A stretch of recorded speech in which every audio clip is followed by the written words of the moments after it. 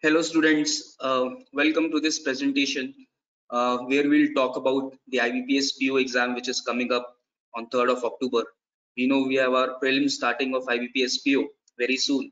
So we thought it would be a very good idea to discuss some test taking strategy with respect to IBPS PO because we need to understand what it takes to clear the exam and what are the best practices that you can follow and just clear this exam with great aplomb.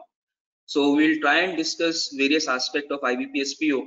Uh, as far as the exam goes, you know, there is a prelims and there is a mains that happens, and obviously there is an interview that you have to face. So we'll start with the presentation. First and foremost, we would like to tell something about the online mode of the test. So as we know, most of the exams, aptitude exams are online these days. So we need to understand what kind of pattern is asked. First and foremost is that you can move to any question within a section.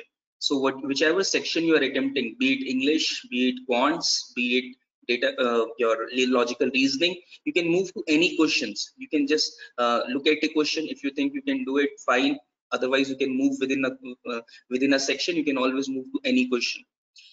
Then another thing that we need to understand is that there will be section-wise time limit. That's called sectional timings for both IBPS and SBI prelims and main exams. So whatever exam that you write in banking, you have sectional timings, which means you're allotted a particular time for a particular section, and you cannot move to the other section unless you finish that time, right? So it becomes very important to dedicate that time and to maximize your attempt in that particular section, and it applies to both IBPS exams and the SBI exams, which we hope you would come soon. So all the best for that.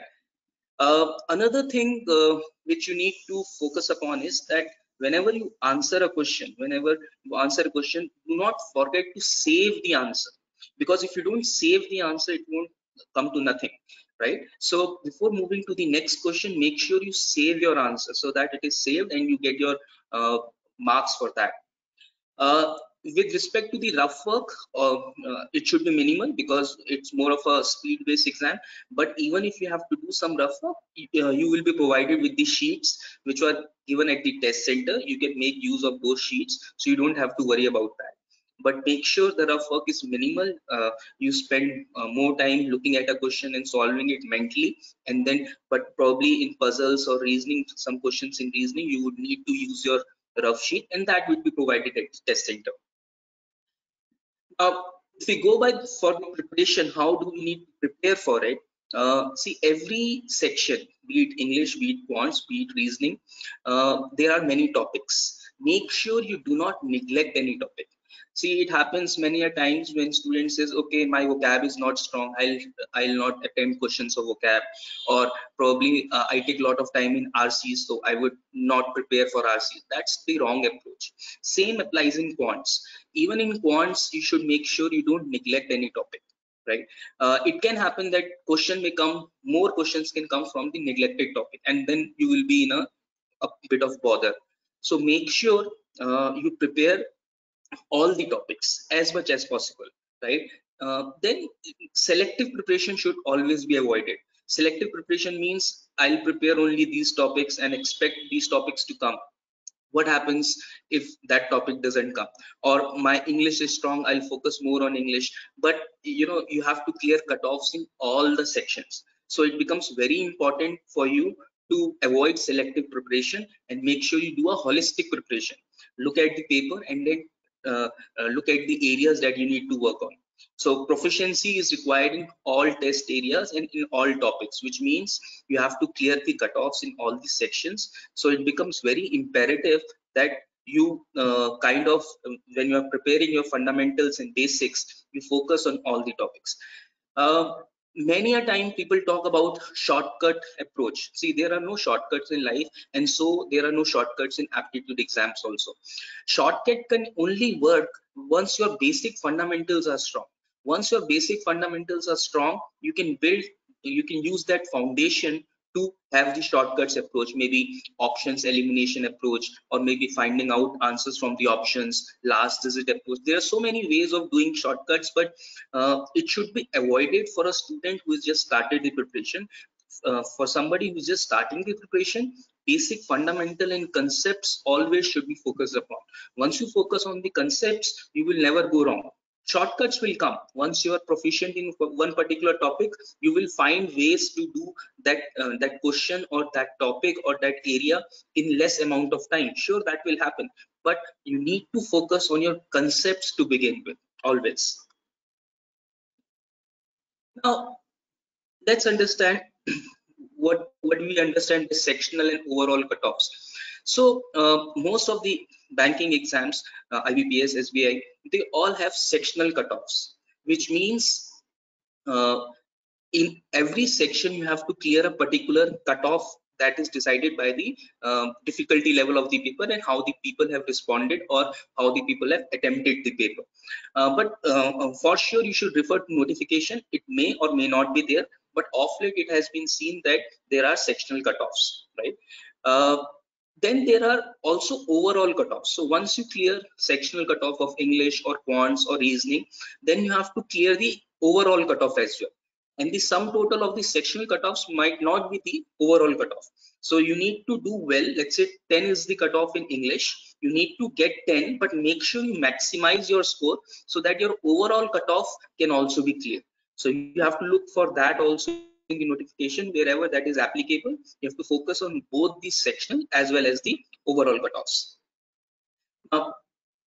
Many a time it happens that people work it out from the cutoff requirements, and I'll make sure I clear the cutoff. Don't approach any exam based on that. Approach any exam to make sure that you maximize your score in each test area. Once you do that, your overall merit list or overall final merit would definitely improve, and it will give you a very good chance of getting your dream job. So don't just go by the cutoffs and what is required. Make sure you hit beyond the cutoff. For example, many students say that prelims marks are not carried forward in the merit list. I accept, but imagine in IBPS PO, suppose the overall cutoff goes to 60 in prelims exam and you happen to score 75 or 80, then that kind of gives you a lot of confidence going into the mains exam that your speed as well as your concepts are coming good.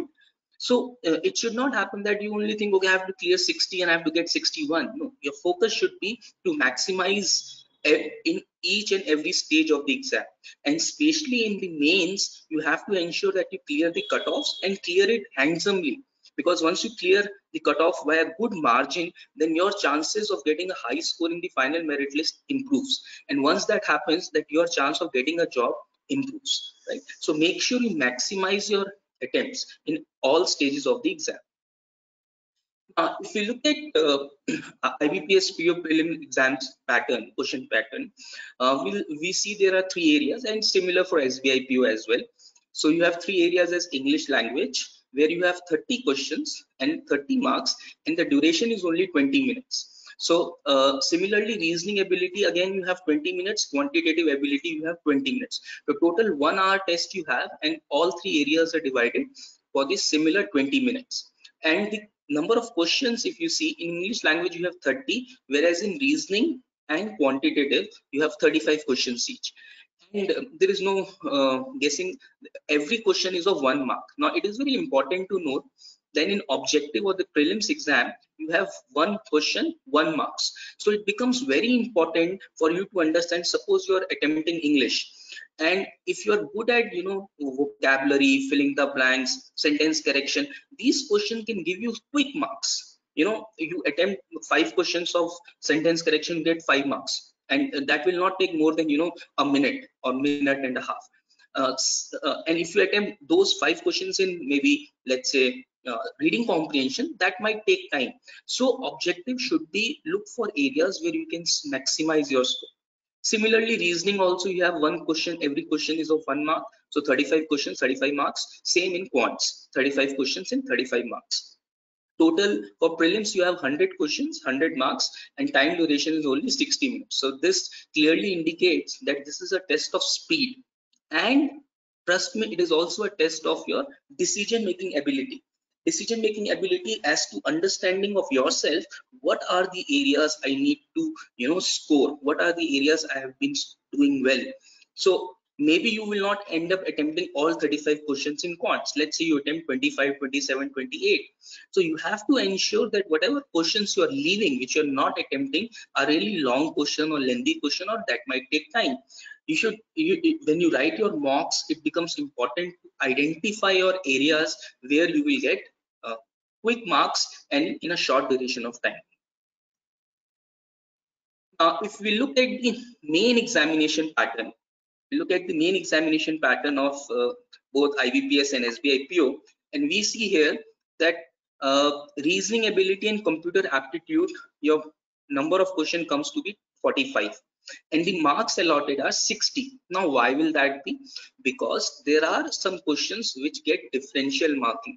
What is differential marking? It means that there might be some questions where you will be awarded 2 marks for that question. Mind you, you will get 2 marks, but at the same time negative will also be in the same ratio. So if you attempt it incorrectly, you will get higher negative, right? And for 45 question for reasoning section, you get 60 minutes in mains exam. So if you compare this 35 questions in prelims and 45 questions in mains in reasoning, there you were getting 20 minutes, here you're getting 60 minutes. So which suggests that the level of the mains exam would be a notch higher. There would be more concept, there would be more concept that would be required. It will be a little lengthier. It will take some time in doing that. Same quants, here it is called as data analysis and interpretation, because most of the questions are in the data interpretation form. You have 35 question in data analysis and interpretation, and marks are 60. So there would be even more number of questions which will carry 2 marks each. There would be some question that will carry 1 mark. There would be some question that will carry 2 marks. And the time allotted for this particular section is 45 minutes in the mains exam. Then there is another section which is quite scoring for some students. You get general economy and banking section, where current affairs and economic terms and what is happening in the banking industry, all those questions are asked. 40 questions, 40 marks. So 1 mark per question, and the time duration is 35 minutes. If a student has prepared well for general economy and banking, trust me, he will not take 35 minutes. Although he cannot move to another section before this 35 minutes lapses, but you can always think that suppose if you can attempt out of these 40 questions, you can attempt 30 or 35 questions with good accuracy, then you can make sure that your overall score will get maximized, because here you don't have to work out an answer. You either you know the answer or you don't know the answer. Guesswork should always be avoided in this section. We'll talk about it later. English language, again, if you look at 35 questions, you have 40 marks. So in English language also, there would be some question which will carry 2 marks each. So reasoning, data analysis, interpretation, and English language will have differential marking. There would be some question that will carry 2 marks, while in general economy and banking section, you will not have differential marking. You will have only 1 marks per question. Right? So overall you will have 155 questions, maximum marks would be 200, and time duration would be 3 hours. Now compare this with prelims exam. There we mentioned only 60 minutes for 100 questions. Here you have 155 questions in 180 minutes. So obviously the level of the mains exam would be definitely higher. So you need to prepare accordingly. Right. Then apart from the mains exam which you write, which is an objective test, you also have, after these 3 hours of mains exam aptitude test, you have to write a descriptive test. What is a descriptive test? Descriptive test is happens both in SBI PO as well as IBPS PO. In both it happens, and it's only for 30 minutes. And herein you have to, kind of express your language skills in terms of letter writing and essay writing, right? So how will that happen? So you would be given a choice between a formal letter and an informal letter. You have to choose one letter of the given choices and write about it. And same in essay, you would be given some choices of essays. You have to write about that particular topic. Obviously, you need to prepare for this section as well, because it looks easy that you can write a letter, but the format has to be right. Everything should be written in precision. You should not be verbose. You should not, make silly grammatical mistakes or spelling mistakes. So this also requires a lot of practice, right? And you are, it is very important to understand that you have to qualify in the descriptive test to be considered for the final merit list, right? So students who clear the mains qualifying marks in the objective test, their descriptive test paper is only evaluated. So once you have cleared the mains, you don't want to be left behind by not qualifying in the descriptive test. So only 30 minutes are given for this. So you have to write an essay as well as a letter. Generally it's a 200-250 words of essay. So make sure you practice for this, because if you don't qualify in the descriptive test, your whole effort towards clearing the mains qualifying marks would go waste. So make sure you do well in that, right? If you look at the prelims and mains cutoff,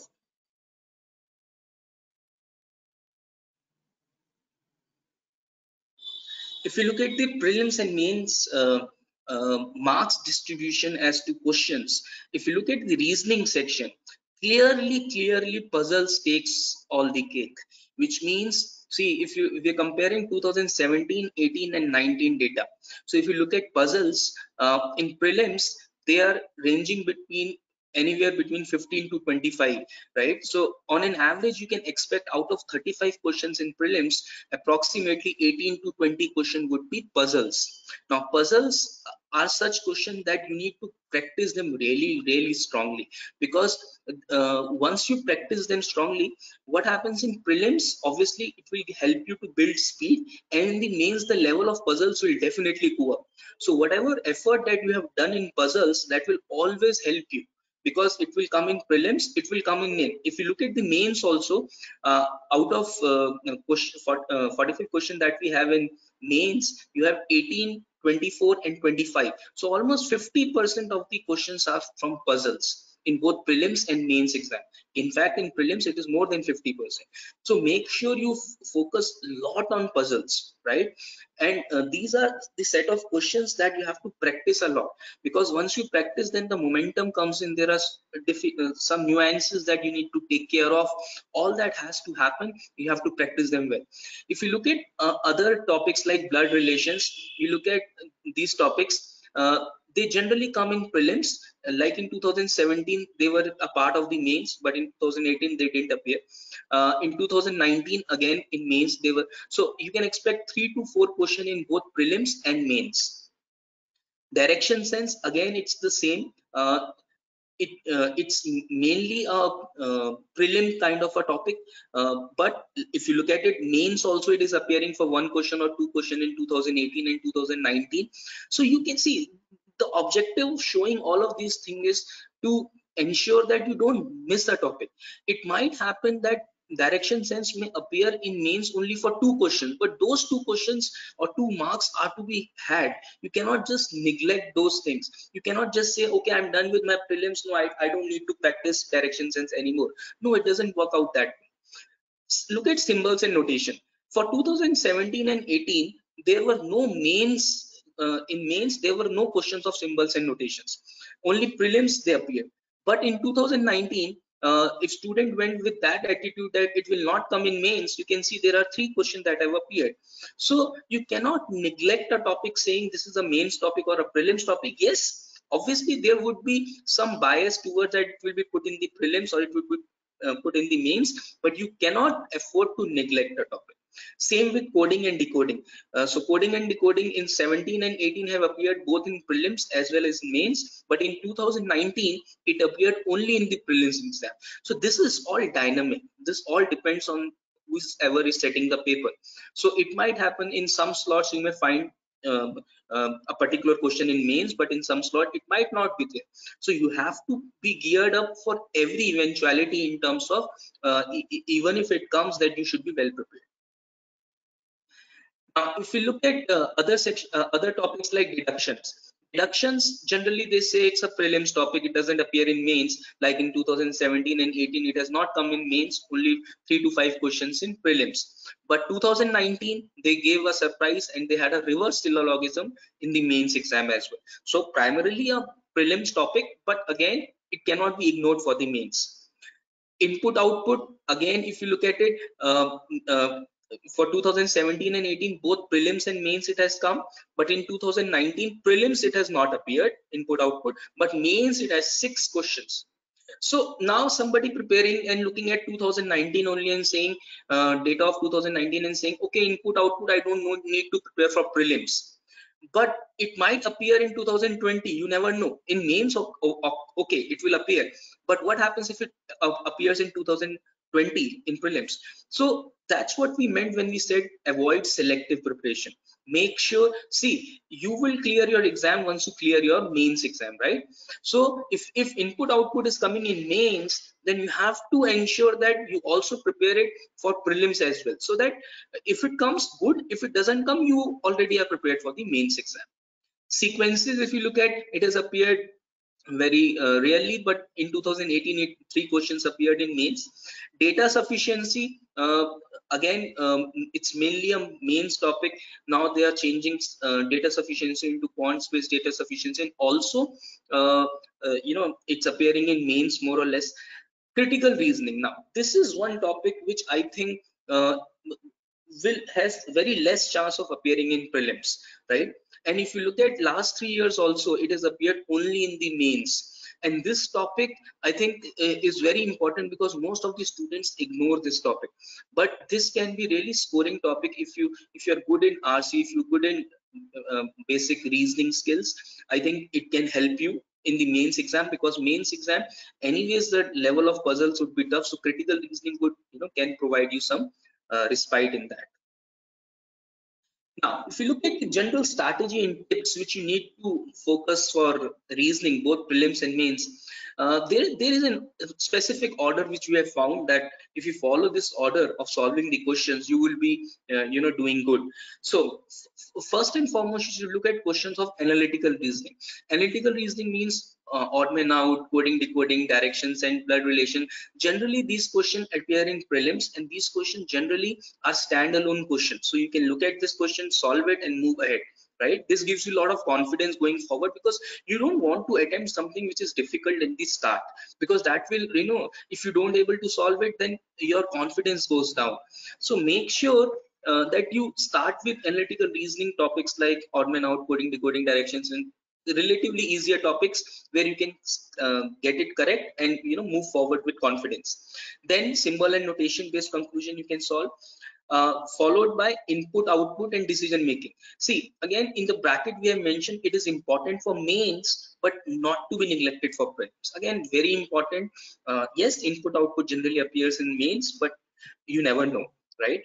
Deductions, after input output look for deductions. Then puzzles, why we have kept it here? Because puzzles generally takes time to solve.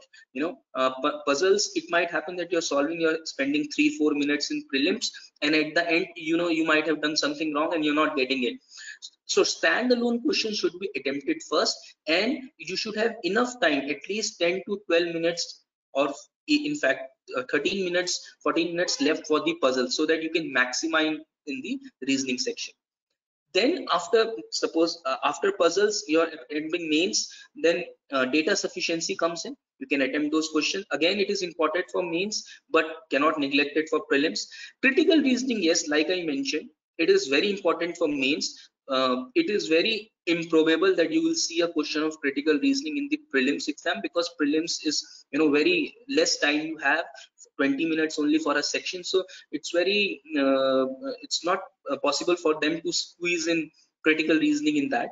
Non-verbal reasoning, generally it has not been asked over last few years, so you can best avoid it, because generally it has not been asked, and I don't think it has any chance of appearing again. Now, what you need to do going forward, you need to revise from time, mock test, and booklets and handouts. Whatever handouts and booklets you've got from time, you revise those. when you give mocks, note the important question, important formulas, important tricks of solving a particular question. Never start your mains paper with critical reasoning question, because generally those questions will take time, and you might not know the answer, because puzzles, once you solve a puzzle, you get all the questions correct and you are pretty sure that you've got it right. But critical reasoning, it should be attempted a little later. Make sure you attempt set based question in your first round, because in your first round you want to have some questions done after a particular amount of time. So if you attempt some set based question, what happens is that you get confidence. Arranged So then important topics which are there: deductions, input output, symbol notation, analytical puzzles, coding, decoding, and blood relation. These are some of the topics which are important from both prelims and mains point of view, especially puzzles. Now, weightage of question depends. Critical reasoning weightage can obviously be a little more or little less. So it might happen that the 2 marks question that you see in mains exam could be of critical reasoning. So you need to make sure that you get it right. You understand what is the weightage. So always remember, if they're giving 2 marks for one particular question, obviously the difficulty level would be a little higher, but the reward will also be higher.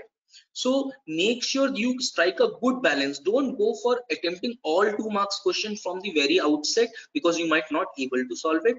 Go for what you can solve easily at the first, the concept of low hanging fruits. Whatever you can collect fast, collect your marks, and then go for the higher up questions.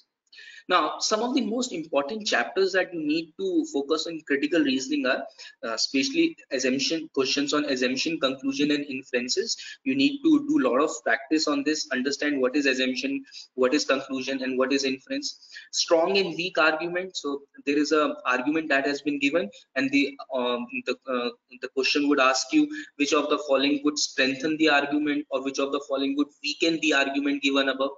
And the courses of action. You would be given a situation and you would be asked which is the right course of action for the given set of problem or the argument.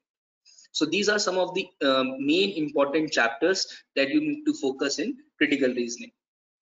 Now, going ahead, if we look at quants and DI, right, for IBPS PO for last 3 years, 2017, 18, and 19, you would see in prelims, quadratic equation appears only in prelims. Now, most of the time it has been seen that for last 3 years and also before that, quadratic comparison questions generally appear only in prelims, and generally they are a 5 or 5 to 6 question you can assume. Now, not all 5 to 6 questions are easy. There would be maybe 1 question or 2 question which you may find difficult. So for prelims, you don't have time, right? Because you have only 20 minutes for quants and DI. So you need to make sure that once you're attempting these questions, whatever easier question that you get out of these 5, maybe 4, maybe 3, attempt those and move on. But these are generally prelims questions, quadratic comparisons. Then if you look at DI, data interpretation, again, it's a very important part. Generally, you can expect 10 to 12 questions in prelim exam, and those are relatively easier questions. So you will get two set of data, each having 5 questions or 6 questions. Now, you have to understand that not all the question in particular set would be easy. There would be some difficult question, there would be some question which are easy, but it will take a little lengthier time. So you have to identify those questions which you can write. Again, prelims point of view, you have to keep a track of the time also. So if you find out of 5 questions, 4 questions are easy and 1 question will take time, you can move to the next set of data and try and attempt 4 out of 5 in that also. So that will maximize your score rather than spending extra 2-3 minutes for one particular question in a particular set. In mains, again, if you look at data interpretation, is coming in big numbers. Now, if you look at 2019 data, 26 questions out of 35 questions, 35 questions total comes in mains, and out of that 26 questions were DI, and those DI questions are generally topic based DI. Now, if you look at arithmetic, arithmetic question generally in prelims around 10 questions you can expect, 12 to 13, 7 to 13, 8 to 13 over the 3 years we have mentioned, and approximately 9, 10, 11 questions you can expect of arithmetic. And if you look at mains, you will get 5 questions if you have got in 2017. If in 2018 you got around 10 questions, and in 2019 you got 8 questions, and those were caselet problems, caselet problems. So probability and time and work caselet problem was mentioned in 2019 mains exam. Now if you move to series generally comes in both prelims and mains. Now of late there has been a variation. In 2019 they have started with wrong number series, so in mains they give the wrong number series question, but generally series question in the prelims exam are easy and you can attempt all 5 of them, right? So they'll appear in prelims as well in mains, but more in prelims and less in mains. Approximation absolutely is a prelims topic. You can only expect in prelims. Mains it will not appear.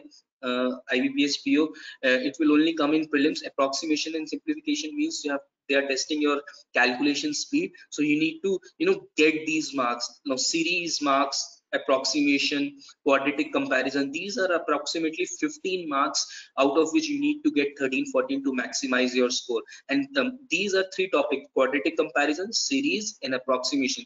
These will help you maximize your score, because this will not take much of a time. What will take time will be DI in prelims and maybe arithmetic. So make sure your order should be that you are attempting these questions which you can attempt faster and get good accuracy. Then you have data sufficiency and data comparison. Data sufficiency and data comparison generally comes in mains, but you cannot neglect for prelims, because data sufficiency in 2018 have come in prelims also. Same with data comparison. Now data sufficiency and data comparison, if you look at generally you can expect 3 to 5 questions in both of these topics in the mains. And in data comparison generally they started with 2 quantities, now they are giving 3 quantities. Yeah, so they are changing the pattern of the, so it doesn't matter basically. You have to solve all 3 quantities and you have to compare which is greater or which is lesser, so that way. But generally it will appear in mains, but like in 2018 it has happened that it appeared in prelims also. So you cannot neglect anything, because the base of everything would be quants. Yeah, so this is what I was mentioning: strategy and tips for attempting the quants and DI section. Students, make sure your simplification, approximation, and missing series, these are very important topics, and these at least this will give you around 10 marks, right, in the prelims exam. And generally these should be attempted absolutely at the start, because these are the marks you cannot afford to miss. If you come to arithmetic, generally time and work, time and distance, percentage, profit and loss, probability, mensuration, ages and ratio, these questions appear in arithmetic, right? Make sure you practice all of these areas very diligently, and make sure you understand various shortcuts required. First you understand the concept, and then look for the shortcuts where you can use shortcut tricks to get the answers right, especially in questions of ages and ratio, which can be definitely solved by using multiples and everything in your from the options also. Quadratic comparison, like I said, 5 questions will appear in prelims exam generally. You need to attempt only the easy ones. Make sure you attempt only the easy ones. Don't go for the tough questions. Out of 5, approximately 3 to 4 you can definitely attempt very fast. If somebody is very good in quadratic comparison, he can attempt all 5. Data sufficiency and data comparison, like I said, it's important for mains but should not be neglected, because for prelims also, because we have seen that it can appear in prelims exams as well. Generally the chances are less, but still we cannot leave anything to chance. And like I mentioned in the reasoning section, you need to prepare everything. Yes, you can have a view that okay, prelims in prelims they won't ask this, but at least they'll ask in mains. So if you're prepared well and you're mentally prepared for anything that comes your way in the prelims, then you would be in a very good situation. Now in DI it is very important to understand your selection of sets. Now some people are strong in bar graph, line graph, some people are strong in pie charts. You have to ensure that whatever you're strong at, you attempt those first, right?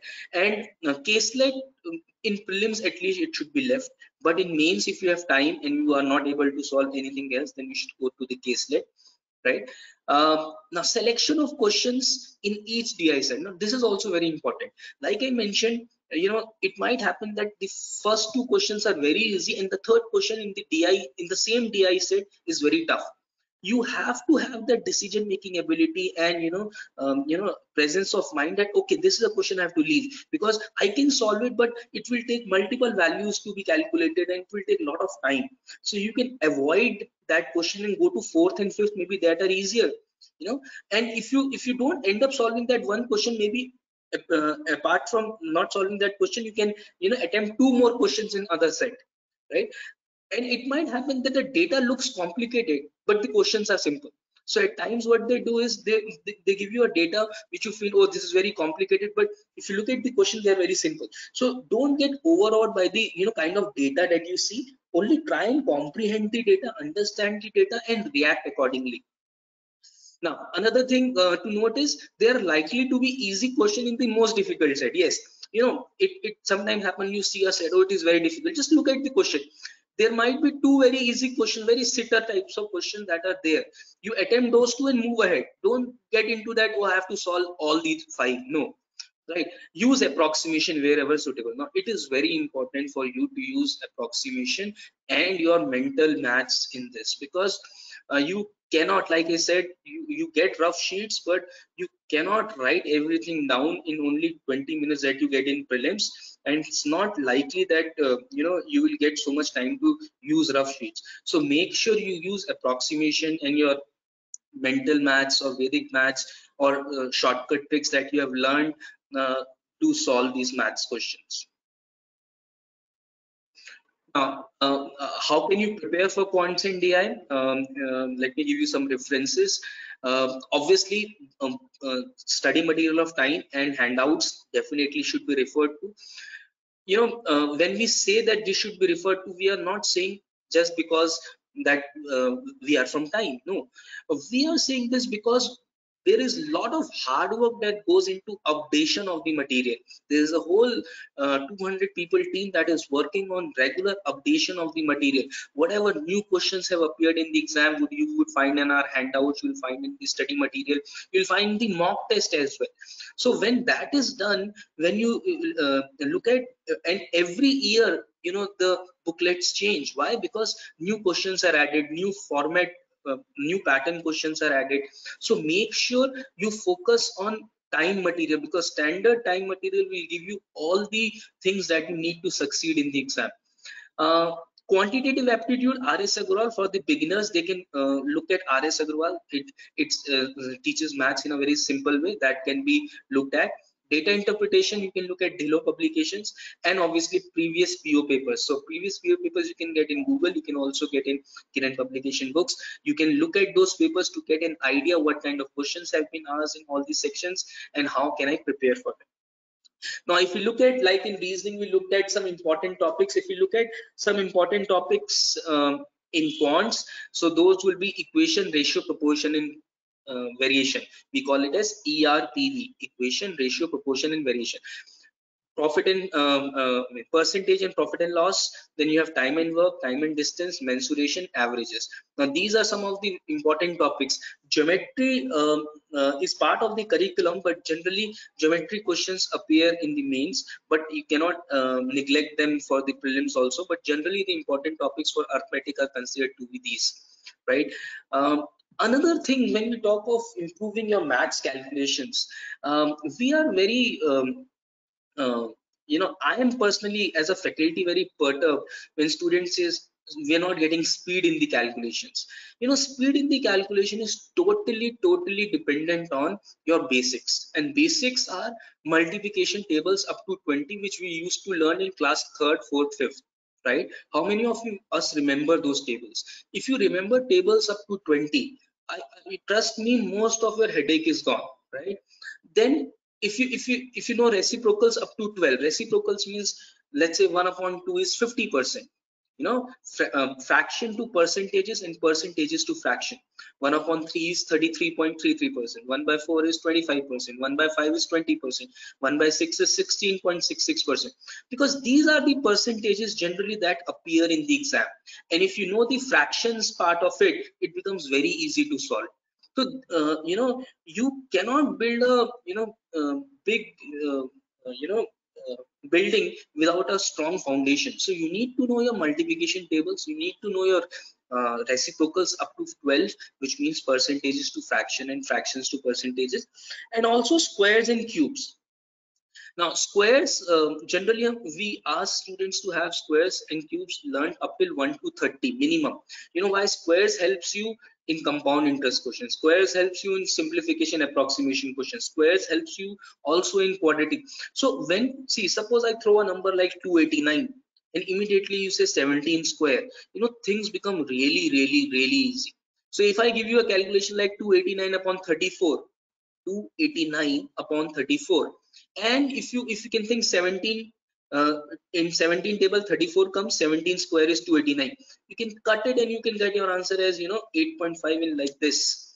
But that depends on your multiplication tables and that depends on your squares and cubes knowledge. So you cannot afford to neglect these basic things. Trust me, if you want to do well in maths, quants, this is the first thing that you need to learn, which is multiplication tables up to 12, 20, reciprocals preferably up till 1 by 20, but up to 12 is also okay, and squares and cubes up till 30. Now, if you look at the English section, right, we've spoken about reasoning, we have spoken about points in DI. If you look at English section, the like puzzles dominated in the reasoning section. In English section, reading comprehension dominates, right? Reading comprehension, generally you can expect around 10 questions, 8 to 10 questions in the prelims exam, and that has happened over the last 3 years. In prelims exam, you will see around 8 to 10 questions, 2 passages or 3 passages. And in the mains, the number of RC questions are increasing with every passing year. So for example, if you look at 2017, 10 questions appeared, in 2018 20 questions appeared, and in 2019 18 questions appeared. So reading comprehension, when is such a big part, and I think most of these students, banking aspirants, forget this and they focus on sentence correction and all of these things. I think you should read at least every day, half an hour, 45 minutes you should give dedicated to reading, because once you read, your vocabulary improves, your comprehension improves, your speed improves, reading speed improves, your sentence correction improves, everything improves. So I think reading should definitely a part of your, you know, dedicated, committed every day 40 minutes, 45 minutes of reading, very much required. Because you look at prelims and mains, your scoring areas would come from reading comprehension, right? You cannot, you know, it used to happen earlier when there were no sectional timings in English. Student used to give only 10 minutes for English and rest of the time they used to dedicate for quants and reasoning. But now you have to spend 20 minutes. And suppose you're not able to do filling the blanks or sentence correction or, you know, questions of vocabulary in the prelims, what are you left with? Reading comprehension. You cannot afford to neglect reading comprehension. It's very important. Then if you look at closed test uh, can come in prelims as well as in mains. If you look at in 2017, around 6 to 7 questions were in the mains exam. In 2018, both prelims and mains they appeared, and in 2019, only in the prelims exam it came, not in the mains exam. Then you have paraforming questions. Again, you can expect both in prelims and in mains exam, around 5 to 6 questions. Synonym antonyms, again, generally it has not appeared for the last 2 years, but in 2017 it was a part. Now synonym antonyms also helps you in reading comprehension, because generally in reading comprehension you definitely get 1 or 2 questions which are vocab based. So suppose you have done good amount of vocabulary reading, then probably you can attempt those questions of reading comprehension from that knowledge. So it should not be ignored that those synonym antonyms are not coming, so I need not prepare, but it will help you in close test, it will help you in reading comprehension questions as well. Then filling the blanks, again, you can expect them in prelims because generally they are simple questions, so prelims again they will form a part in the prelims. Then match the column, again they have appeared for the last 2 years, approximately 4 to 5 questions you can expect in the prelims exam from match the column in English section. uh, then sentence starter, they appeared in 2017 in mains exam. For the last 2 years they have not appeared in 2018 and 19. Words interchange questions, They have been appearing in prelims as well in main exam. In 2019, they appeared in both prelims, and around 4 to 5 questions you can expect. Word usage is not coming. If you look at incorrect or inappropriate usage, then you can see 2 to 5 questions in prelims in last 2 years. Word replacement, again in last year it has come in prelims as well as in mains. Error identification, which is your grammatical errors. Prelims generally they form a big chunk. You get 5 to 8, 10 questions, 5 to 8 at least you can expect. But mains also they have appeared in 2019. So what is the whole objective behind discussing this is there is nothing that you can leave to chance. You cannot think of a particular section. Yes, one or two section, barring one or two section, there are sections which can appear in both prelims and mains. So you need to prepare holistically. You need to prepare for prelims as well as you need to prepare for mains. For example, if you look at error identification, it didn't appear in mains in 2018, but again in 2019 it has appeared. So we cannot go by it has not appeared, so it will not appear again. It can appear, so you have to be very careful. Then you have phrase replacement. It can come in prelims. Generally it comes in prelims. And then you have sentence rearrangement. It appeared in 2018 in the prelims exam. Again, if you talk of this priority order of how we should attempt the English section, again we have identified some kind of an order. So start with closed passage, because closed passage generally give you 4 to 5 questions and you have to read just one paragraph, and there are some filling the blanks, and you have to fill those numbers. They are numbered, and you can definitely do it very fast. So in prelims exam, make sure you start with the closed passage. Then you can attempt filling the blanks after the closed passage. Again, they can be attempted really quickly. Now, it depends. You can attempt after that. If you're good in grammar or sentence starters, you can attempt those. Else, you can come to RCs. You can come to RCs where there are questions on vocab based question. So all of these things that we are mentioning in English section, they definitely have a logic to it, that those questions, standalone questions which are easier to do, which are verbal ability question, those can be attempted in, let's say, 6, 7, 8 minutes. So that you can 6, 7, 8 minutes, you can attempt approximately around 14, 15 questions, and you will be in a good position. With decent accuracy, you can get out of those 15 questions, if you get 12 right or 11 right, good enough. And then you can go for the RC's question, where you have to find para completion question or theme of passages. That can be done later, because those are lengthier questions that will take more of your time. But make sure the easier questions are attempted first, especially the closed passage, filling the blanks, grammatical error questions, or vocab based RC question, vocab based, those should be attempted first. RC should be the lengthier RCs, or the specific RC question can be taken on later. Now, for English, if you look at what kind of material you can look at, and what kind of references you can look at.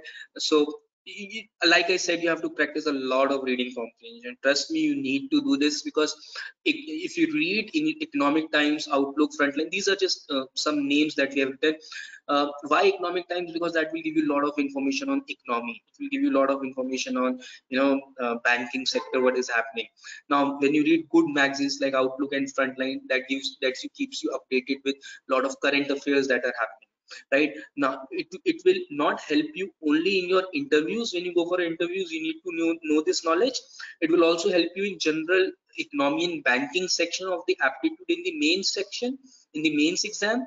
It will also help you to improve your, this will be great help in GA and close test, obviously, because your vocabulary would increase, your understanding of the passage would increase, and obviously it will build some kind of knowledge base in your mind, that okay, this is happening, and this is my opinion on the whole thing. Then for grammar, you can definitely refer the study material of Time, which is V102 book, and classroom handouts that covers last few year questions that have appeared in the exam totally. Then vocabulary, again you can look at the booklet which is given for by Time, and the classroom handouts that covers your root based question and suffixes and prefixes, and all those questions are covered in the handouts. Look at the previous PO papers, especially of English section, where you can look at what kind of questions have appeared and what is the level of difficulty. And vocabulary based question, generally you feel, oh, I'm learning so many words, it might not come. But what if it comes? If it comes, it takes only 5 seconds to get it right? In 5 seconds you're get, let's say out of 5 questions you get 3 right, and it will not take you more than half a minute to get 3 marks, which is which is very good. Because you, for maths, you have to attempt 3 questions in 3 minutes. Here you are getting 3 questions right in only half a minute. So vocabulary, sentence correction, all these are easy marks.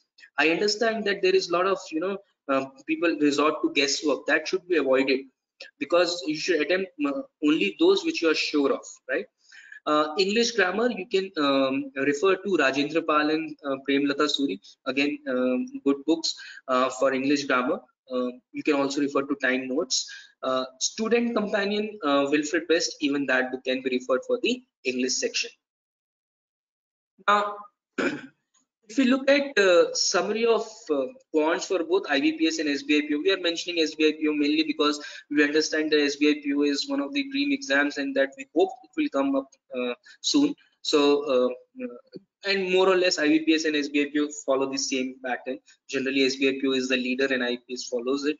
What are the topics in quants which are important for both prelims and mains? So if you can note it down, you can take a screenshot of this series, DI, arithmetic topics like equation, ratio, proportion, variation, percentage, profit and loss, time and work, mensuration, geometry. These are important for both prelim as well as mains, right? They'll appear in both prelims as well as mains, right? Maybe a question of geometry appears in prelims, you might not be tempted to do it because it can take time, but generally for mains you would need geometry. There are some topics which are important from prelims point of view, like you mentioned already: simplification, approximation, quadratic comparison, and also series. And these 3 topics you can expect only in the prelims, but you cannot be sure that it will not come in the mains. Of late they have not appeared, and we hope that it will not come. But generally from the prelims point of view, simplification, approximation, and quadratic comparisons. Then there are topics like we mentioned which are important only in the mains exam, but if they are asking prelim, the difficulty level will be less, which means topics like data sufficiency, data comparison, quant based DI, these are generally lengthier questions. These are generally time consuming questions. These are generally questions that will force you to solve it and take time and spend some minutes on these. So generally these are very trademark questions for the mains exam, because there you have a lot of time and there are less number of questions. But in prelims, generally you don't have time, you have to just rush with the answers and the questions. So there, even if they appear data sufficient, it will be very of simple level. Like I said, see, generally like you say, you're preparing for prelims and say I don't need to prepare for data sufficiency. You are wrong if you're thinking, because once you write your prelims and the result comes, the difference between prelims and mains exam won't be more than 20-25 days after the result. So you need to prepare for mains anyways. So make sure, yes, you can give less amount of time for these topics, but do not neglect them for prelims. Do not be caught off guard. Oh my god, what it has happened that it has come in the exam prelims, I didn't expect it. Those are all excuses, because you need to understand a question paper, whoever sets it, he has very clear fundamentals that he needs to surprise the people also. So make sure you don't get caught by surprise and you prepare well. If you look at summary of the English language section for both IBPS and SBI PO, what are those topics which are important for both prelims and mains? Specifically reading comprehension, like you mentioned, you can expect 10 to 12 questions in prelims and approximately 15 to 20 questions in mains. Again, para jumbled sentences, you need to form the right paragraph, arranging the sentences, and grammar questions. Questions of sentence correction, they can appear in both prelims and mains. There are simple topics like cloze test and filling the blanks that generally appears in prelim, because these are very easy questions. And good if they appear in the mains exam. Obviously you can rest assured that it will take less time and you get good marks in mains, but generally they do not come in mains. Generally in mains those topics come which take more amount of time. Para jumbled sentences, if they appear in prelims they would be of little lesser intensity. If they appear in the mains, they would be, excuse me, they would be a little lengthier. And then there are some questions that appear only in the mains exam. What are those topics? They can be asked in prelim also, but generally it is seen they are asked in mains.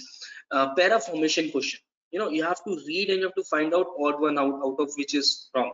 Para completion question. So you would be given a paragraph and you have to find out which is the logical completion of the. So there would be a lot of reading that would be involved. There would be some time that you need to spend. The option would be closed. You have to work out the options. You have to eliminate the options.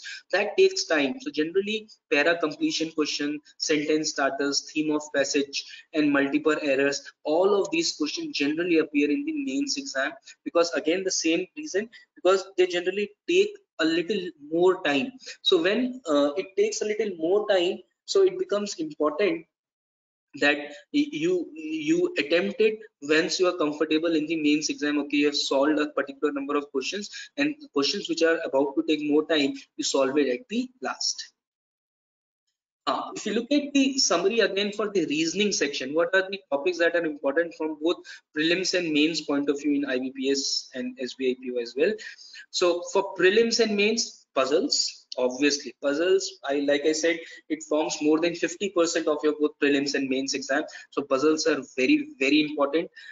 Deductions, again, they can appear in both prelims and mains, and coding decoding, generally they appear in both prelims and mains. Symbol and notation is an easier topic. Blood relation, direction sense, again these are standalone questions, generally don't take much time. They generally appear in prelims. They're important for prelims point of view, but if you're prepared well for the prelims, I think even if they come in the mains exam, you will be in a good position. See, the objective is you should not get surprised to see blood relation, direction sense coming in the mains exam. You have to understand they would be of a little higher intensity. Like I said, the difficulty level would be a little higher. So don't get by this thought that, oh, I'm done with my prelims, I have cleared my prelims, I don't need to study these topics. You need to you need to refer to these topics again and again, so that even if it comes in the mains exam, so these will be relatively easier topics to attempt in the mains exam. If you're not revised it, then you would be in a bad position. So make sure you do not neglect these topics for the mains. We are emphasizing especially on this because in banking we have seen a lot of aspirants, where they go wrong is they don't do holistic preparation. They do very selective. This will come, this will not come, this will happen, this will not happen. You never know, boss. You never know what happens. Even puzzles can come in the form of blood relations, right? So you need to understand your blood relation very well, even for the mains. You need to be in that loop, you need to be in that momentum, so that you can solve those things. Now there are some questions which appear in only mains exams of the reasoning, uh, uh, like data sufficiency, reasoning based, input output. Generally they take time, so generally they are asked in the mains exam. Critical reasoning, like we mentioned, again it takes a lot of time, so around 7 to 8 questions you can expect. And decision making, generally these appear for mains exam. Critical reasoning I've not seen appear in the prelims exam ever, but input output can appear. But the again the intensity or the difficulty level would be a little less if they happen to appear in. So make sure you, when you prepare for the prelims exam, you are comfortable with the same level of difficulty with for the prelims exam as well as for the mains exam. Now, there have been some changes in the recent bank exams, and bank exam definitely have been revamped in terms of the toughness of the papers. If you compare 4 or 5 years before exam papers, you will see they were relatively easier exams. Now they have been revamping the paper in terms of the kind of questions they are asking, the logic that they are asking you to derive out of it, and also they're surprising the aspirants as to bringing new question types. So here we have listed some new question types that have appeared in the last, which have made a huge change in the whole banking thing. So today you prepare for a particular question type, let's say suppose you prepare for data comparison for two statements, for two quantities, it may come for four quantities, it may come for three quantities. So these question types need to be identified, and therein I tell you the material of time really comes in handy, because our team definitely works very hard to incorporate all the changes that have happened. They study all the exam papers that happen, and based on that they get the new question types incorporated in the material, in the handouts, and also in the mock test.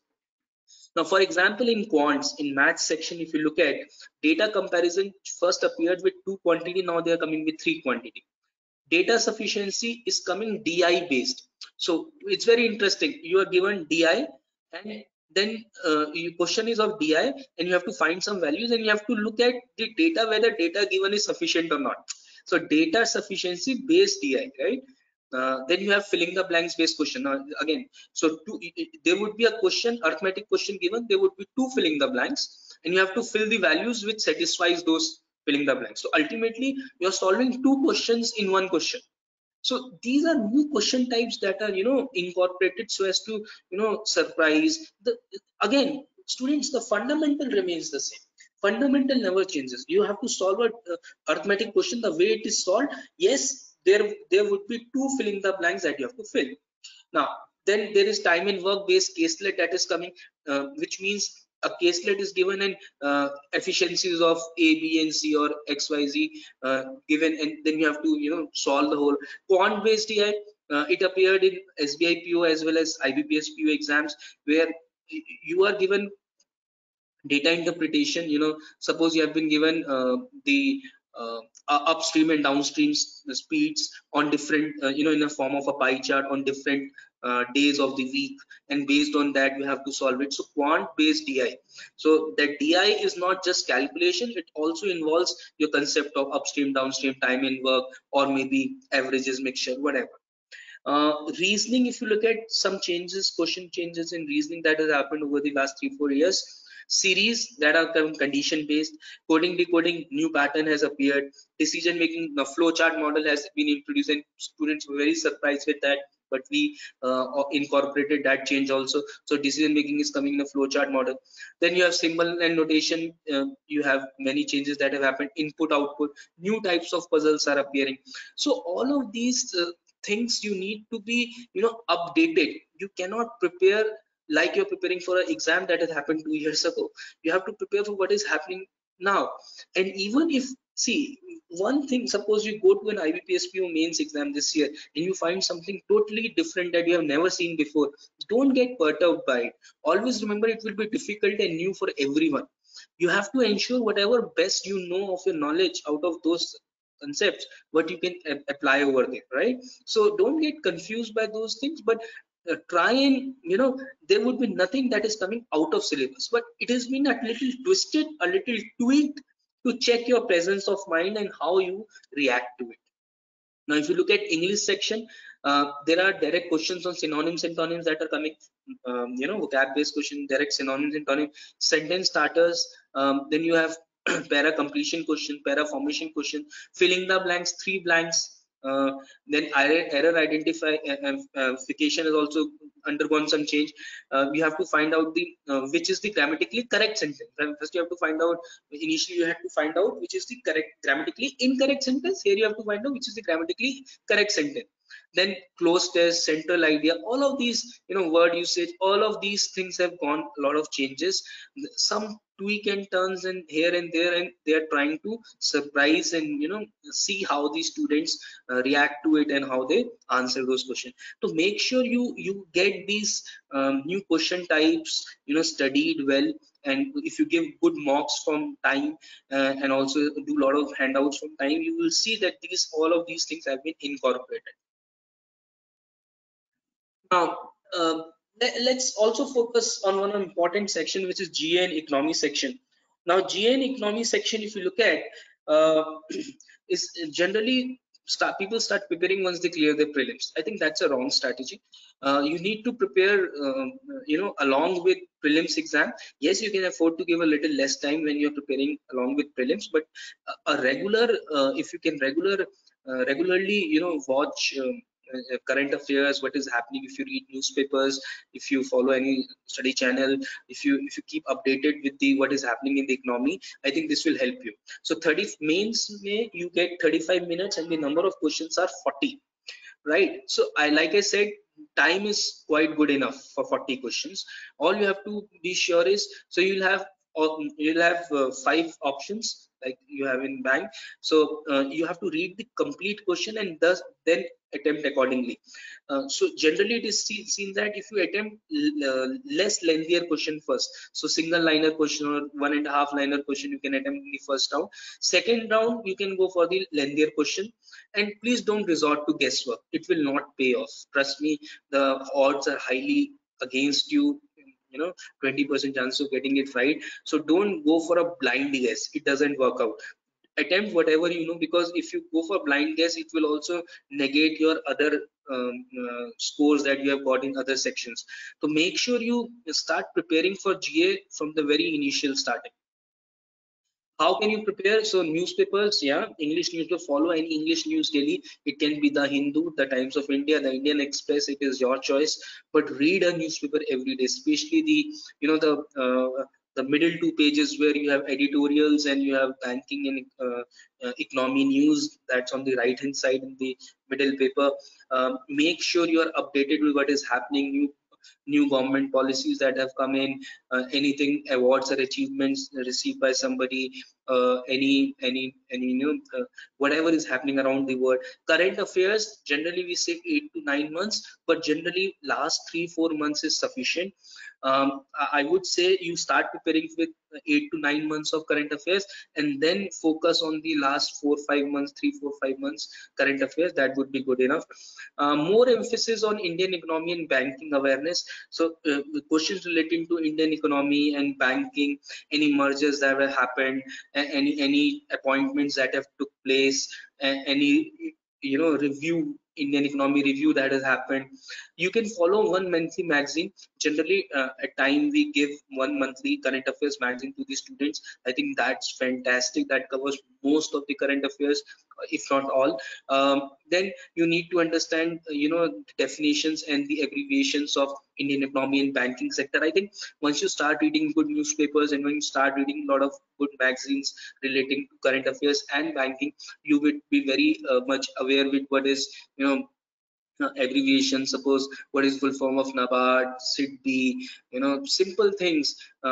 What is cash credit account? All of these banking terms you would get very easily, you can understand them once you start reading. And especially events which appear repeatedly in news, I think, which are very much talked about, I think you should focus on those also.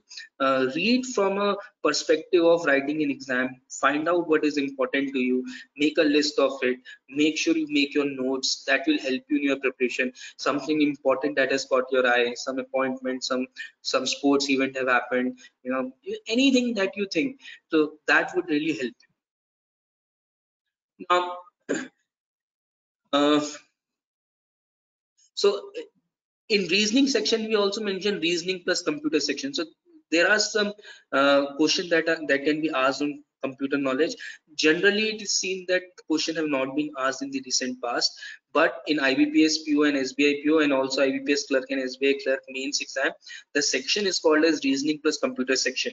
So you cannot afford to not prepare for it. Yes, there are generally questions have not been asked. Generally, RRB exams, RRB mains exam, computer knowledge questions are asked, but you cannot be complacent in not preparing it. And from where you can prepare it, Kiran publication is very good material for computer knowledge book that gives you all the basics and fundamentals of that you need to know from the exam point of view. And also the material provided by time, I think if you can revise it thoroughly, if you can go through the material and make notes out of it, I think that will really help. Now, also generally computer knowledge questions are not in big demand, so they get repeated. So if you look at the previous exam papers, like we said, for reasoning, English, and also maths, if you look at the last year's PO and clerical papers, there would be some question that would get repeated. Right? This is just to check the basic computer knowledge. This is not to make you a an app developer or a coding expert. This is just to check your basic computer knowledge, do you know or not, and latest computer terminology or the things that are happening on artificial intelligence and things like that. All of these you should be aware of what is happening. If there is some kind of a there's a Trojan or a there is a cyber attack on banks or something. All of these things that appear in news again relating to companies. Okay, now if you look at the important part, that what are the cutoffs that were there in 2017, 18, and 19. So if you look at the top column, PO19, it says reasoning 10.25 and 6.5. So 10.25 in the prelims reasoning cutoff, and mains it was 6.5, right? Similarly, if you look at English, 10.5 and 6.5, quantitatives 8.75 and 5.25. So now you can clearly see, that PO cutoffs for the mains for quants is 5.25. And how much time were you getting for that? Imagine 45 minutes. So the level of questions would definitely go up. This is just an indicator of what you need to attempt. So if you look at the quants cutoff for the mains, which is 4.75 to 5.25, which is not huge in 45 minutes. Similarly, look at reasoning cutoffs also. So these are just sectional cutoffs. But if you look at the overall cutoff that you need to score for general category, for in IUPS PO 19 exam, it was 59.75. PO 18 it was 56.75, and in PO 17 it was 42.75 for the general category, and for the other categories it will be a little lesser. Generally OBC and general category are almost same, just zero point 0.5 or 1 marks difference, but SC ST obviously the cutoffs would be a little different. If we compare the cutoffs for the last 5 years for IBPS PO, main examination, we look at 2000 and starting from 2017, 18, and 19, you can see there is a downward trend. The cutoffs are decreasing. Out of 200, 200 is the aptitude marks exam, right? Mains exam, which is aptitude apart from the descriptive, which is of 25 marks extra. So out of those aptitude objective questions of 200 marks, the cutoffs were 71.25 last year, right? So that now you can imagine what is the kind of question papers that they set, so that the cutoff are less than 75 also out of 200 marks. So it's not as easy as you think, because ultimately the level of the question paper has gone up. In 2017, you look at the cutoff was 82, and that has dropped down to 71.25 in 2019. So make sure you prepare well for your mains exam, keeping in mind that the level of question paper would be a little tough, and you need to focus on getting good results. Now, yeah, so this we already kind of discussed, that bank exams are definitely going through a revamp, and they're becoming difficult and unpredictable. Obviously, they want to surprise the student. They want to catch him off guard. Somebody who is not prepared well, thinking I'll do selective preparation. I think those gone are those days. You have to be very quick in understanding the kind of exam pattern that is happening right now. So you need to take care of the new question types like we have discussed. Focus on avoiding lengthy and time consuming questions in quants and reasoning. By avoiding, I mean you can afford to do them a little later, not starting with those questions, but these questions will appear, because see, the cutoffs indicate that even in 45 minutes or 60 minutes, people are not getting even 10 marks in quants and reasoning. That kind of suggests that the questions are getting lengthier, time consuming, concepts are getting heavier. So you need to prepare accordingly. Difficulty level obviously has gone up, cutoffs have gone low, that we have already discussed. Shortcut kind of approach might work in prelims, but definitely not in the mains exam. Mains exam will test you out in all concepts. So make sure you get good hold of the fundamentals, because if your fundamentals are strong, only then you can afford to clear the cutoff of the mains exam. the kind of cutoffs that we have discussed, they cannot be cleared based on the shortcut kind of approach. That will not work in the mains exam. The question would be lengthier. There would be a lot of values that would be given. There would be a lot of data crunching that you have to do. And obviously time, we believe we have the expertise to teach the way it is required, because we focus on what is the requirement of the exam. It's not just one strategy for all the exam. We focus on what kind of exam it is and what kind of requirement does it have, and that is how we teach. Right. General strategy, what should be a general strategy while attempting the paper? Don't waste time scanning the entire paper. So you should not waste time. You should try and focus on the question that you need to do and start doing it. Suppose first or second question, third question you feel is difficult, and oh, I have not seen such kind of question. Oh, I have been caught off guard. Oh, I don't know how this question has appeared. Everyone would be feeling the same. Don't worry about it. If you have prepared well, if something is difficult for you, obviously it will be difficult for everyone else as well. So you have to be mentally prepared for the surprise elements. Like I mentioned, there would be surprising things that will come up. You have to be very much confident that you can take all of it in your stride. Look for the new question type that have come in. Sections, order of section can change. You going with that thought process, okay, my first section would be this, second would be this, third would be this. It might happen that they change the section, right? Don't get stuck in a question, keep moving on. If see, it's a game of momentum. If even especially in prelims, if you get stuck in a question, your whole momentum will go awry. So make sure you don't get stuck. You just keep on moving along with the question. If you don't get it, move ahead, find another question to once you have attempted the easier question, once you have attempted the single liner question, once you have attempted question which you did mentally, try attempting those questions which are a little lengthier but doable. Don't go for those questions which you are sure that okay, it will take a lot of time. Yeah, little lengthier but doable question you should attempt in the second round, right? Now new question type, whatever they may come, they will come in certain quantities. It will not be that the whole paper will be revamped. Yeah, suppose you have 35 question in quants, there would be, let's say, 4 to 5 question that would be new question type that will be introduced in every exam. It cannot happen that out of 35, 30 questions are new question type. So still, the last few years questions which have appeared, the basics of quants will not change. Similarly in other sections. So you have to focus on the last 4 to 5 years question, what topics have come in, what topics are important, and focus on these things. New question types are given to surprise you. New question types are given to wake you up, but those will form a very small part of the whole exam. So even if you, and you have to understand, if it is new for you, it will be new for everyone else as well, if you have prepared well, right? So make sure you don't get overawed by the whole new question types. Focus on the last few year questions, and I think that would be the best strategy. Again, like we mentioned, guesswork should always be avoided. Be it English section where there's lot of temptation to go with the guesswork. Critical reasoning, again, people go with a lot of guesswork. General economy and banking, again, current affairs wala section, again, people go for a lot of guesswork. I think every negative will bring your score down. Every negative that you get, arbitrarily marking it, or blind game, that will not work out, because it will all wash away all the good things that you have done in other sections, right? Solve the question without guesswork. Obviously, try and get your answers right.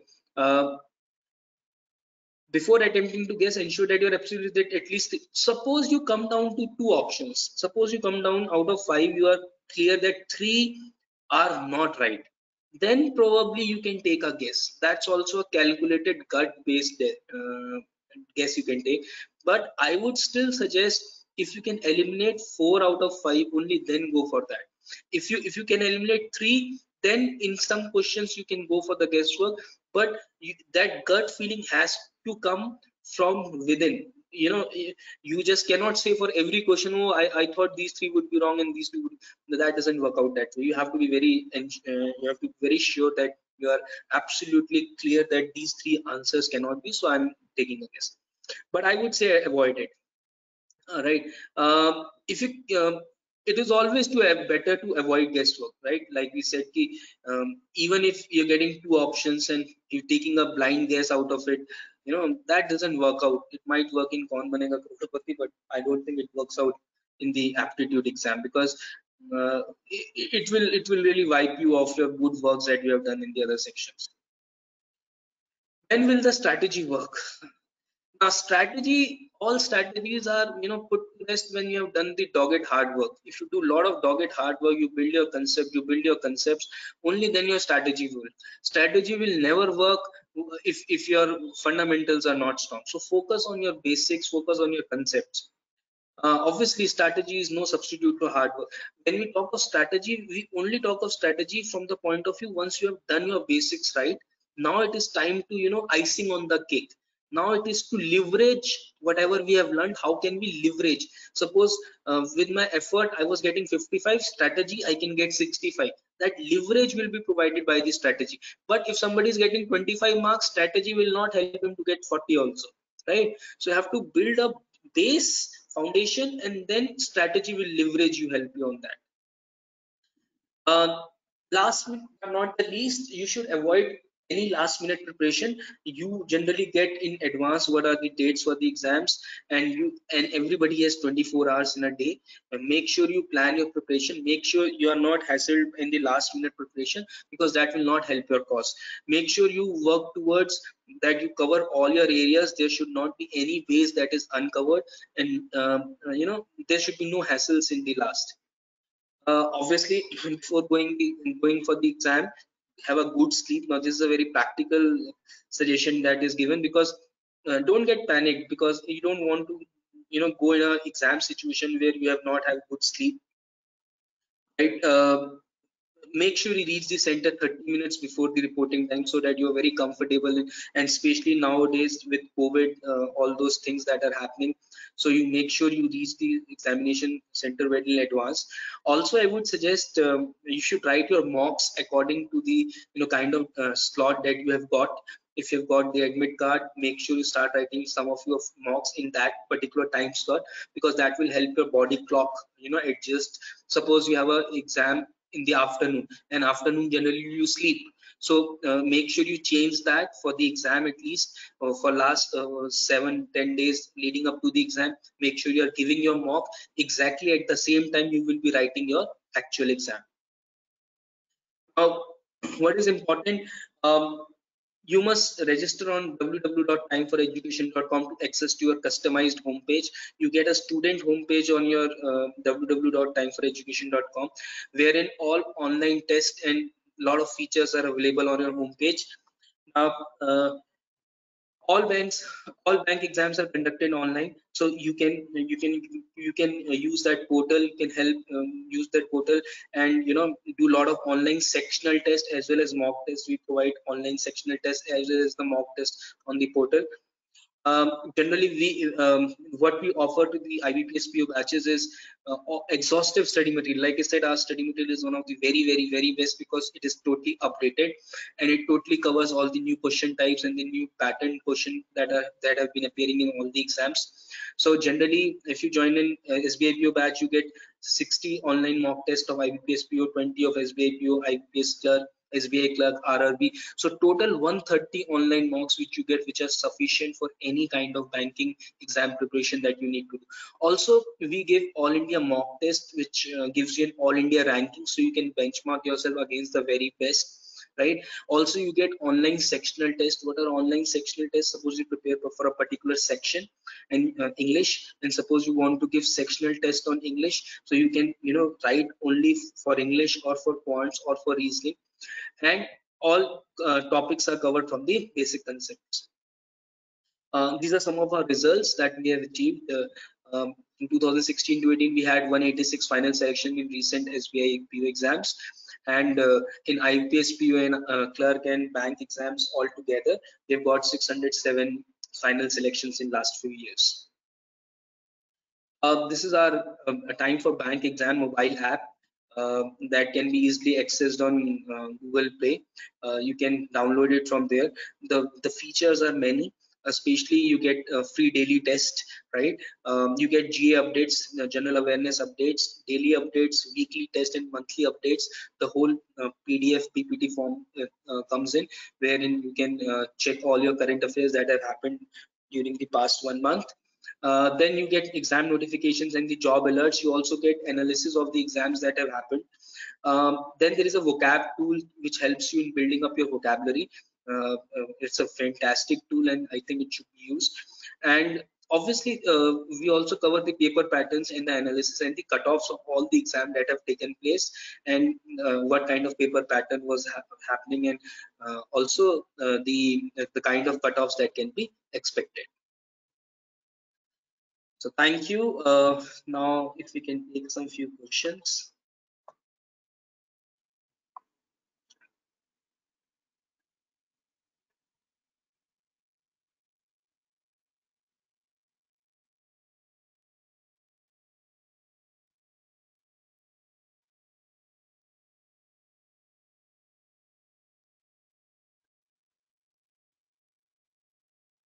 Okay, so somebody wants to conduct a webinar syllogism. Sure, sure. I'll pass it on your message. We'll be soon conducting a webinar on specifically on syllogism if that's possible.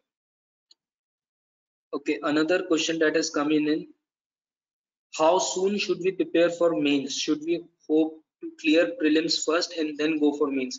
See, like I said, it is very important for you to understand that prelims. When you prepare for your prelims, also keep an eye on the mains. So to keep an eye on the mains means you have to ensure that you are writing your some mocks of mains along with the prelims. Focus on the prelims mock surely, but at the same time test yourself for a difficult level of questions as well, because that will help you, because there would be hardly 20-25 days, like I mentioned, between the prelims result and the mains result, and you don't want to be in a situation that you don't end up preparing well. So I would suggest start with your mains preparation along with the prelims preparation.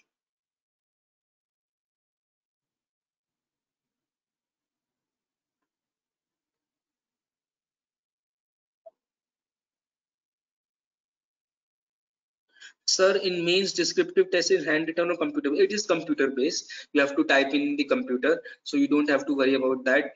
Make sure you don't type all the capital letters, because I have heard of students doing that kind of blunder as well.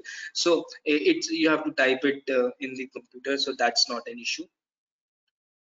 But I think you have to practice that as well, because at times it happens that our spelling and everything goes haywire. So we need to be good with our grammar, we need to be good with our spellings, and we need to be precise with our the kind of expression that we want to give, along with the format of the letters if they have been asked.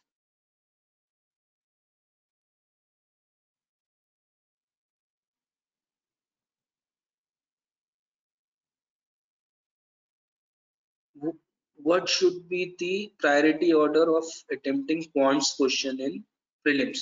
Like I mentioned, the priority order according to me should be a simplification approximation questions first, followed by quadratic comparisons second, and then followed by series. So these will give you approximately 15 questions, and that should not take more than 8 to 10 minutes, right? Once you're done with these 15 questions in 8 minutes, then you can go for 6 to 7 minutes. You can attempt DI at least 6 to 7 question out of 10, and then for the last 4 minutes, whatever is left, you can go for arithmetic question. Now arithmetic question, that will depend totally on your strength area, which areas do you think are the best, and you can attempt it fast. I would suggest ratio question, percentages question, and questions on probability should be attempted first. Mensuration generally takes calculation, so it can be little avoided. Time and work, time and distance depends. If you are good in concept, then you can attempt it. But if you attempt, see, if you end up attempting 15 questions in simplification, series, and quadratic comparison, and let's say 7 question in DI, that gives you 22. And if you can attempt at least 6 to 7 questions, that will give you around 30 questions in quants. I think that should be good enough for good accuracy. If you go with 90%, you get approximately 25 score, which is good enough to clear a cutoff, and it will also help you clear the overall cutoffs.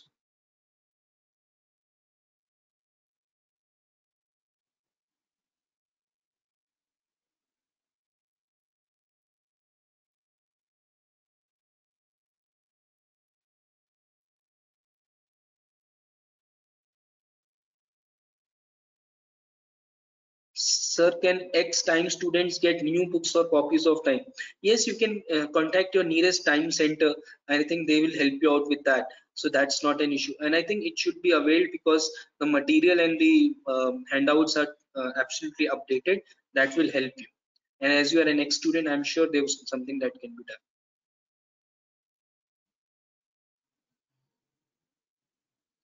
Right. Thank you so much for your time. I think it will help you in some ways, and uh, I hope that you would do well in your exams. 3rd October, the window is starting, so all the very best. Make yourself comfortable with whatever topics that you are preparing, and put your best foot forward. All the very best. Take care.